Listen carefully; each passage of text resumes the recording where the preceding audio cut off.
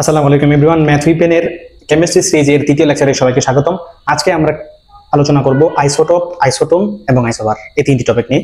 এই টপিকটা থেকে প্রতি বছরই অনেক অনেক বেশি কোশ্চেন আসে, এমসিকিউ প্রশ্ন আসে, সেটা একটু কভার করি। সুবিধার্থে বলে রাখি যে কিছু অংশ আমি লিখে রেখেছি যাতে ভিডিওটা খুব বড় না হয়, সেজন্য। চলেন শুরু করা যাক। আইসোটোপ, আইসোটোন এবং আইসোবার, ট্রিক্সটা পরে বলছি, আগে ডিটেলস পড়ি। তাহলে একই মৌলের ভিন্ন ভিন্ন দুটি পরমাণু যাদের প্রোটন সংখ্যা সমান কিন্তু ভর সংখ্যা আলাদা। তাহলে একই মৌলের ভিন্ন ভিন্ন দুটি পরমাণু যাদের প্রোটন সংখ্যা সমান কিন্তু ভর সংখ্যা আলাদা। কি বললাম? একই মৌলের ভিন্ন ভিন্ন দুইটা পরমাণু যাদের প্রোটন সংখ্যা সমান কিন্তু ভর সংখ্যা আলাদা, তাদেরকে আমরা কি বলবো? আইসোটোপ বলবো। যেমন হাইড্রোজেনের দেখেন প্রত্যেকটা পরমাণুতে প্রোটন সংখ্যা হচ্ছে 1, কিন্তু বাদবাকি ভর সংখ্যাগুলো আলাদা, তাহলে এদেরকে আমরা পরস্পরের কি বলতে পারবো? আইসোটোপ বলতে পারবো। যেমন অক্সিজেনের প্রত্যেকটা পরমাণুতে দেখেন প্রোটন সংখ্যা 8 বা পারমাণবিক সংখ্যা 8, এবং কিন্তু ভর সংখ্যাগুলো ভিন্ন, তাহলে এদেরকে আমরা কি বলতে পারবো? পরস্পরের আইসোটোপ বলতে পারবো। আবার দেখেন সোডিয়ামের দুইটা আইসোটোপ, সোডিয়াম 2311, সোডিয়াম 2411, দুটাতেই পারমাণবিক সংখ্যা প্রোটন সংখ্যা সমান, তাহলে এদেরকে পরস্পরের কি বলা যায়? আইসোটোপ বলা যায়। তাহলে আইসোটোপ জিনিসটা থেকে কিছু বৈশিষ্ট্য হচ্ছে, আইসোটোপ প্রথম বৈশিষ্ট্য হলো এরা হচ্ছে একই মৌলের হতে হবে। আইসোটোপ কি হতে হবে? একই মৌলের দুইটা পরমাণু হতে হবে, একই মৌলের দুইটা পরমাণু হতে হবে, এবং এবং এবং ভর সংখ্যার ভিন্নতার জন্য, ভর সংখ্যার ভিন্নতার কারণে, তাহলে ভর সংখ্যার ভিন্নতার কারণে সৃষ্টি হয় কোনটা? আইসোটোপ। বুঝতে পারছো? এবার আসো আইসোটোনে। একই মৌলের ভিন্ন ভিন্ন মৌলের দুটি পরমাণু যাদের নিউটন সংখ্যা সমান। এবার কি বলছে? যাদের নিউটন সংখ্যা সমান, ভিন্ন ভিন্ন দুটি মৌলের পরমাণু যাদের নিউটন সংখ্যা সমান কিন্তু প্রোটন সংখ্যা এবং ভর সংখ্যা আলাদা, তাদেরকে পরস্পরের কি বলা হয়? আইসোটোন বলা হয়। যেমন সোডিয়ামের 2311 এবং ম্যাগনেসিয়ামের 2412, দুইটা আইসোটোপ রয়েছে। এখান থেকে যদি ভর সংখ্যা থেকে প্রোটন সংখ্যা বাদ দিই, তাহলে আমরা নিউটন সংখ্যা পাই 12। ভর সংখ্যা থেকে প্রোটন সংখ্যা বাদ দিলে নিউটন সংখ্যা পাই 12, তাহলে উভয়েরই নিউটন সংখ্যার মান 12। তাহলে এই দুইটাকে পরস্পরের কি বলা হয়? আইসোটোন বলা হয়। আবার দেখেন কার্বন 614 আইসোটোপের নিউটন সংখ্যা হচ্ছে 8, এবং অক্সিজেন 6-8 এর নিউটন সংখ্যাও 8, তাহলে এই দুইটা মৌলের নিউটন সংখ্যার মান হচ্ছে 8, তাহলে এই দুইটাকে আমরা পরস্পরে কি বলবো? আইসোটোন বলবো। বাকিগুলোর ক্ষেত্রেও সেম। তাহলে আইসোটোন হওয়ার শর্ত হচ্ছে কি? আইসোটোন হওয়ার শর্ত হলো পরমাণুগুলোকে ভিন্ন ভিন্ন মৌলের হতে হবে, পরমাণু হতে হবে ভিন্ন ভিন্ন মৌলের। আইসোটোপ সৃষ্টি হয় ভর সংখ্যা ভিন্নতার কারণে, এবং আইসোটোন সৃষ্টি হয় প্রোটন এবং ভর সংখ্যা ভিন্নতার কারণে। প্রোটন ও ভর সংখ্যার ভিন্নতার কারণে।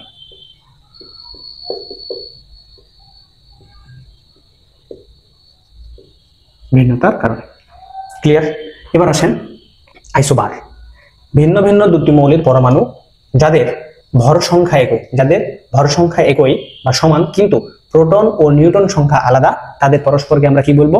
আইসোবার বলবো। তাহলে ভিন্ন ভিন্ন মৌলের দুটা পরমাণু যাদের ভর সংখ্যা সমান কিন্তু প্রোটন এবং নিউটন সংখ্যা ভিন্ন ভিন্ন, তাদের পরস্পরকে আমরা কি বলবো? আইসোবার বলবো। যেমন দেখেন যে হাইড্রোজেনের 3-1 আইসোটোপ এবং হিলিয়ামের 3-2 আইসোটোপ, দুটার ওই ভর সংখ্যাগুলো কত? সেম না? তাহলে এই দুইটাকে পরস্পরের কি বলা যাবে? আইসোবার বলা যাবে। আবার দেখেন কপার 64-29 এবং জিঙ্ক 64-30, দুটারই কি ভর সংখ্যাগুলো সেম, তাহলে এই দুইকে আমরা কি বলবো? পরস্পরের আইসোবার বলবো। তাহলে আইসোবার সৃষ্টির প্রধান কারণ বা বৈশিষ্ট্য হলো কি? এদের ভর সংখ্যা কি হতে হবে? ভর সংখ্যা হতে হবে সমান, এবং এদের ভিন্ন ভিন্ন মৌলের হতে হবে, এবং এরা হচ্ছে কি? ভিন্ন ভিন্ন মৌলের। 3 নম্বর প্রপার্টিজ বা বৈশিষ্ট্য হলো কি? এটা কিসের কারণে সৃষ্টি হয়? প্রোটন এবং নিউটন সংখ্যার ভিন্নতার কারণে। তাহলে প্রোটন ও নিউটন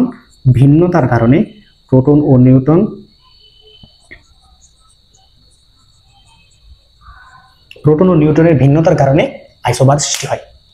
কথা বোঝা গেছে? তাহলে আইসোটোপ, আইসোটোন এবং আইসোবার, তিনটা জিনিস ক্লিয়ার। আরেকবার করে বলি। তাহলে আইসোটোপ কি? একই মৌলের ভিন্ন ভিন্ন দুটি পরমাণু যাদের প্রোটন সংখ্যা বা পারমাণবিক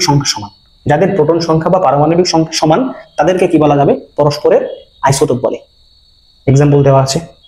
তাহলে আইসোটোপের বৈশিষ্ট্য হলো কি? এরা একই মৌলের হতে হবে এবং ভর সংখ্যার ভিন্নতার কারণে আইসোটোপ সৃষ্টি হয়। বুঝছেন?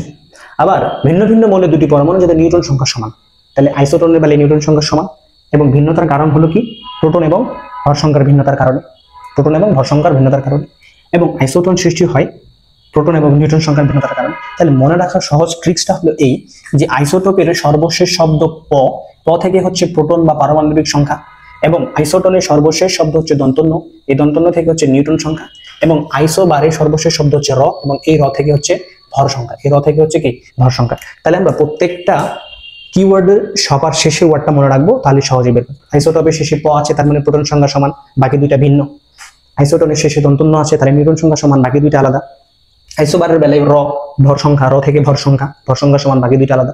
তাহলে এই সহজ উপায়ে আমরা সহজে আইসোটোপ, আইসোটোন এবং আইসোবার বের করে ফেলতে পারি। এবারে আমরা আলোচনা করব আইসোস্টার এবং আইসোইলেকট্রিক। এক্সট্রা কিছু তথ্যের জন্য এই জিনিসগুলো জেনে রাখা খুবই ভালো, পরবর্তীতে কোনো না কোনো সময় কাজে লাগবে। তাহলে চলো শুরু করা যাক। আইসোস্টার কারা? আইসোস্টার হলো যে সকল অণুতে পরমাণু সংখ্যা, যে সকল অণুতে পরমাণু সংখ্যা ও ইলেকট্রন সংখ্যা সমান, যে সকল অণুতে পরমাণু সংখ্যা ও ইলেকট্রন সংখ্যা সমান। তাহলে যে সকল অণুতে পরমাণু সংখ্যা এবং ইলেকট্রন সংখ্যা সমান হবে তাদের পরস্পরকে কি বলা হবে? আইসোস্টার বলা হবে। কি বলা হবে? আইসোস্টার বলা হবে। যেমন ধরো যে কার্বন ডাই অক্সাইড, মোট পরমাণু সংখ্যা হচ্ছে 3টা, মোট পরমাণু সংখ্যা 3টা। মোট ইলেকট্রন যদি বের করি, কার্বনের একটা পরমাণুতে ইলেকট্রন হচ্ছে 6টা, অক্সিজেনের একটা পরমাণুতে ইলেকট্রন হচ্ছে 8টা। তাহলে 3টা যেহেতু পরমাণু আছে, অক্সিজেনের 2টা পরমাণুতে 16টা, 16 আর 6 হচ্ছে কত? 22টা। তাহলে এখানে ইলেকট্রন সংখ্যা হচ্ছে কার্বনের 6টা, অক্সিজেনের হচ্ছে 8 × 2, সর্বমোট ইলেকট্রন আছে হচ্ছে 22টা। এবার এখানে আসো, এই দুইটাতে আবার পরমাণুর সংখ্যা 3টা, পরমাণুর সংখ্যা হচ্ছে 3টা, তাহলে দুইটা পরমাণুর সংখ্যা সেম আছে। এবার আসো নাইট্রোজেনের একটা পরমাণুতে ইলেকট্রন সংখ্যা 7টা, পরমাণু হচ্ছে 2টা, প্লাস এর হচ্ছে 8টা, 7 2 হচ্ছে 14 আর 8 = 22। তাহলে দেখো দুইটা অণুতেই পরমাণু সংখ্যা সমান এবং ইলেকট্রন সংখ্যা সমান, তাহলে এই দুইটাকে আমরা পরস্পরের কি বলবো? আইসোস্টার বলবো। আবার আসো কার্বন 6, হাইড্রোজেন C6H6, এখানে মোট পরমাণুর সংখ্যা হচ্ছে 12টা। এই যোগটা যদি দেখি 3 3 6 আর 6 মিলে কত হয়? 12 হয়, পরমাণুর সংখ্যা 12টা। এটার বেলায় যদি ইলেকট্রন সংখ্যা বের করি, কার্বনের একটা পরমাণুতে ইলেকট্রন হচ্ছে 6টা, এরকম আছে হচ্ছে 6টা, যোগ হাইড্রোজেনের একটাতে ইলেকট্রন হচ্ছে একটা, আছে হচ্ছে 6টা, 6 6 হচ্ছে 36, আর এখানে হচ্ছে 6, তাহলে 36 আর 6 কত হয়? 42। আবার এটার ক্ষেত্রে যদি দেখি বোরন, নাইট্রোজেন এবং হাইড্রোজেন, বোরনের একটা পরমাণুতে ইলেকট্রন সংখ্যা কয়টা? বোরনের একটা পরমাণুতে ইলেকট্রন সংখ্যা হচ্ছে 5টা। কয়টা? 5টা। তাহলে পরমাণু আছে কয়টা? 3টা, 15। নাইট্রোজেনের একটাতে হচ্ছে 7টা, পরমাণু আছে 3টা। হাইড্রোজেনের একটা পরমাণুতে ইলেকট্রন হচ্ছে একটা, আছে হচ্ছে 6টা পরমাণু। তাহলে 5 3 15, 7 3 21, আর এখানে 6 1 6। তাহলে 15 21 এবং 6, 15 আর 21 কত হয়? 15 আর 21 কত হয়? 36, 36 আর 6 কত হয়? 42। তাহলে দেখো প্রত্যেকটাতে পরমাণু সংখ্যা এবং ইলেকট্রন সংখ্যা সেম, তাহলে এই দুইটাকে আমরা পরস্পরের কি বলবো? আইসোস্টার বলবো। বুঝতে পারছো? এবার আসো আইসোইলেকট্রিক। আইসোইলেকট্রিক কারা? তাহলে আইসোইলেকট্রিক হলো যে সকল পরমাণু বা আয়নের, যে সকল পরমাণু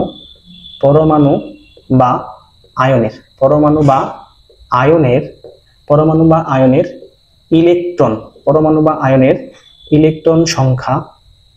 ইলেকট্রন সংখ্যা হচ্ছে সমান, তাহলে তাদের পরস্পরকে আমরা বলবো আইসোইলেকট্রিক। তাহলে আইসোস্টার হওয়ার শর্ত হলো পরমাণু সংখ্যা সমান, ইলেকট্রন সংখ্যা সমান। কিন্তু আইসোইলেকট্রিকের বেলায় পরমাণু বা আয়নের ইলেকট্রন সংখ্যা সমান, তাই তাদেরকে আমরা পরস্পরে কি বলবো?